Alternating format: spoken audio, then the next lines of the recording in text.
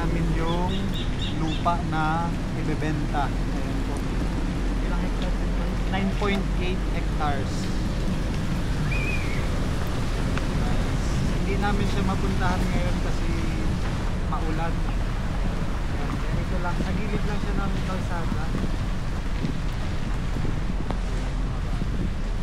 Mula dun sa unang video hanggang matapos, yan po yung haba ng lupa. Along ano lang siya, barangay room.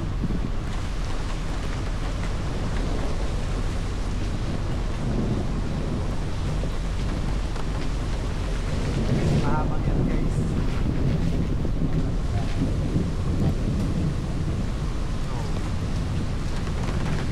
Ang gagawin nyo na lang dito guys, puputulin na lang yung mga puno kung gusto nyo yung patayuan ng kung ano yung gusto nyo ipatayo. Pwede bahay or gawin siyang farm. Pwede rin gawing subdivision.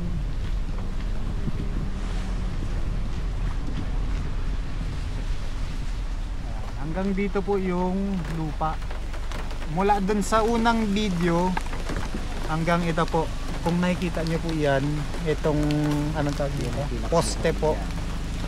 Ayan, hanggang doon yung kanina, tapos papunta po dun sa norte, doon.